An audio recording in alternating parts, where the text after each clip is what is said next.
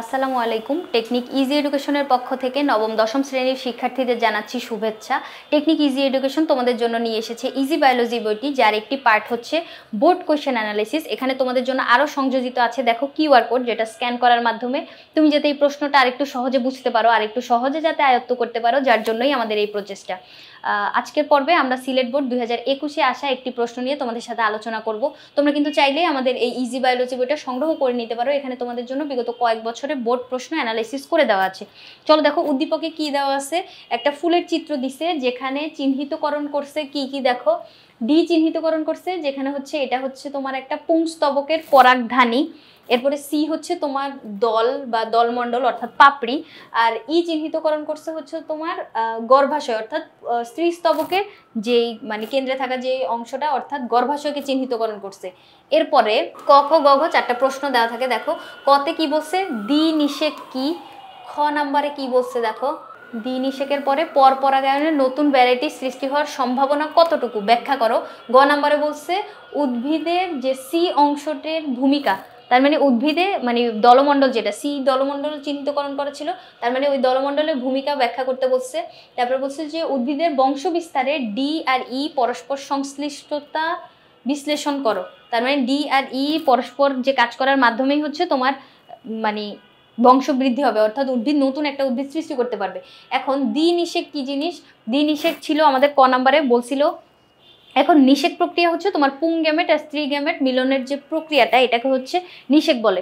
এখন একই সময় যখন দুইটা নিষেক প্রক্রিয়া সম্পন্ন হবে সেটাকে হচ্ছে দ্বি নিষেক বলবো। দ্বি মানে দুই, আর নিষেক প্রক্রিয়া যখন দুইবার সম্পন্ন হবে ওইটা হচ্ছে তোমার দ্বি নিষেক। দেখো প্রায় একই সময়ে দুটি পুং জনন কোষ একটি ডিম্বাণুর সাথে আরেকটা জায়গায় মিলিত হবে তোমার গৌণ বা সেকেন্ডারি নিউক্লিয়াসের সাথে। তখন একই সময়ে যখন এই ঘটনাটা ঘটবে তখন ওইটাকে আমরা বলবো হচ্ছে দ্বি নিষেক। এরপরে আমাদের কি বলছে যে পরপরাগায়নে নতুন ভ্যারাইটি সৃষ্টি হওয়ার সম্ভাবনা কতটুকু, অনেকটুকুই। কারণ কি জন্য দেখো, পরপরাগায়ন কি জিনিস, একই প্রজাতির ভিন্ন দুইটা উদ্ভিদের ভিতরে যখন পরাগায়ন সম্পন্ন হবে তখন ওইটাকে আমরা বলবো হচ্ছে পরপরাগায়ন। এখন পরপরাগায়নে দেখো একটা উদ্ভিদ ওর নিজস্ব কিছু বৈশিষ্ট্য আছে, এখন এদিকে আরেকটা উদ্ভিদ ওরও নিজস্ব কিছু বৈশিষ্ট্য আছে।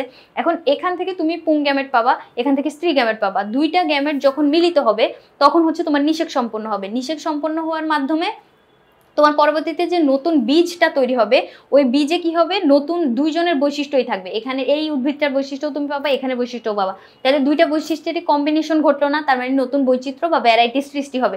তার মানে পরপরাগায়নে নতুন ভ্যারাইটি সৃষ্টি হওয়ার সম্ভাবনা অনেক বেশি থাকে। স্বপরাগায়নে কোনো বৈচিত্র্য সৃষ্টি হয় না।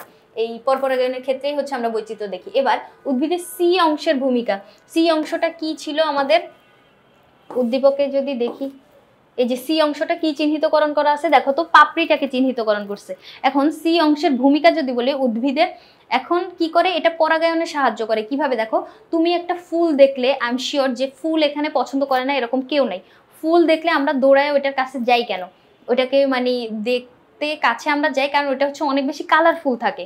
এখন তুমি যেরকম আকর্ষিত হইছো এরকম অন্যান্য পতঙ্গরাও ওখানে আকর্ষিত হয়, অন্যান্য প্রাণীরাও আকর্ষিত হয়, যার কারণে এটা পরাগায়নে একটু সুবিধা করে। কারণ পতঙ্গরা যখন আকর্ষিত হয়ে যাবে ওরা ওখান থেকে হচ্ছে মধু খাবে, তারপরে ওখান থেকে যে পরাগরেণু ওদের পা অথবা ডানায় করে সংযুক্ত হয়ে অন্য একটা ফুলের অথবা ওই ফুলের গর্ভমুণ্ডে যখন পতিত হবে তার মানে পরাগায়ন সম্পূর্ণ হইলো।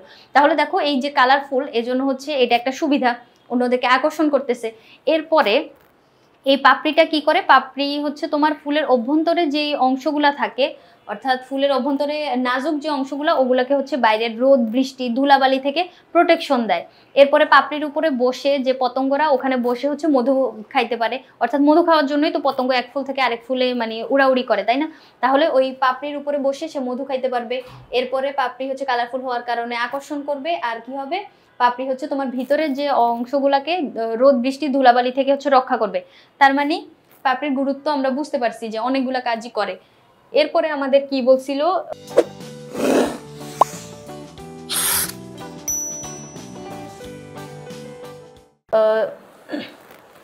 ডি আর ই অংশের সমন্বয় হচ্ছে তোমার ডি আর ই অংশের সমন্বয়ে উদ্ভিদ হচ্ছে বংশ বৃদ্ধি করবে বা সংখ্যা বৃদ্ধি করবে, তাই না?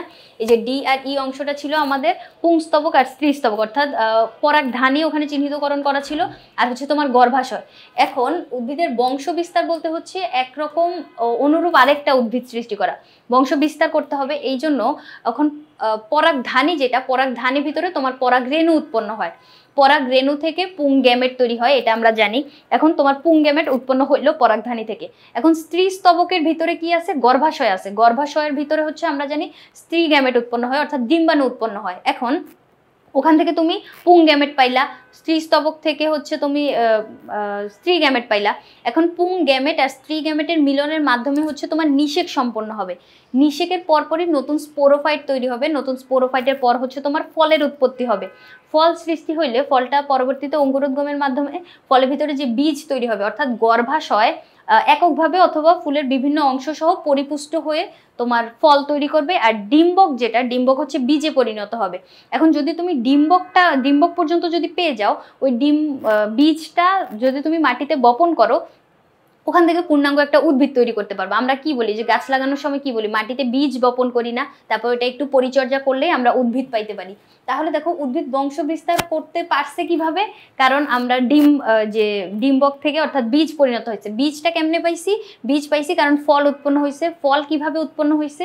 যেহেতু নিষেক সম্পন্ন হয়েছে। অর্থাৎ নিষেক যদি সম্পন্ন না, মানে নিষেক কিভাবে সম্পন্ন হয়েছে? কারণ দুইটা গ্যামেটের মিলন ঘটছে।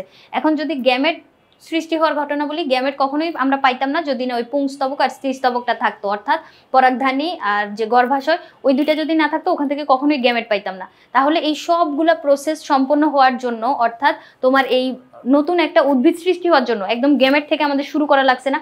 ওই দুইটা স্তবকের ভিতরে গ্যামেট থেকে তোমার নিষিক্তকরণের পরে হচ্ছে ওই ফল উৎপত্তি, ফলের উৎপত্তির পরে ফলের ভিতরে হচ্ছে তোমার বীজ উৎপন্ন, বীজের থেকে আমরা হচ্ছে নতুন একটা উদ্ভিদ পাইতে পারবো। যার কারণে আমরা বলতে পারি যে বংশ বিস্তারে যে পুংস্তবক আর স্ত্রীস্তবক এই দুইটা যদি একসাথে কাজ না করতো, তাহলে কখনোই আমরা নতুন একটা উদ্ভিদ পাইতাম না। এখন একসাথে কাজ করা লাগবে কেন? মনে করো তুমি হচ্ছে পরাগধানীর ভিতরে অনেকগুলা পরাগরেণু উৎপন্ন করছো, অনেকগুলা পুং গ্যামেট উৎপন্ন করছো। এতগুলা গ্যামেট দিয়ে তোমার কি হবে? যদি তোমার ওই গর্ভাশয়ের ভিতরে ডিম্বাণুটা না থাকতো, তুমি নিষিক্তকরণ কাকে করতা?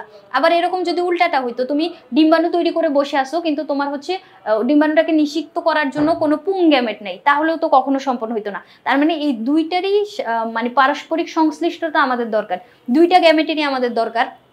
যার জন্য ডি আর ই যে স্তবক দুইটা মানে চিহ্নিত করা হয়েছে, যে অংশ দুইটা, এই অংশ দুইটা পারস্পরিক যে মানে কাজের মাধ্যমেই হচ্ছে আমরা নতুন একটা উদ্ভিদ পাইতেছি। অর্থাৎ আমরা উদ্দীপকের এই যে প্রশ্নটা মানে ঘ নাম্বার যে প্রশ্নটা, এটা হচ্ছে এভাবে মানে বুঝতে পারলাম, এই যেভাবে আমি বুঝাই দিছি এইভাবে হচ্ছে তুমি যদি পরীক্ষার খাতায় প্যারা করে রিপ্রেজেন্ট করতে পারো। প্যারা করে বলতে হচ্ছে ডি এর যে বর্ণনা মানে গুরুত্ব, ওইটা একটা বর্ণনা করবা, ই গুরুত্ব বর্ণনা করবা, এরপরে দুইটার যে কম্পারিজম করবা, যে এই দুইটা না থাকলে তো মানে একটা না থাকলে আরেকটা কখনো সম্পন্ন হইতো না।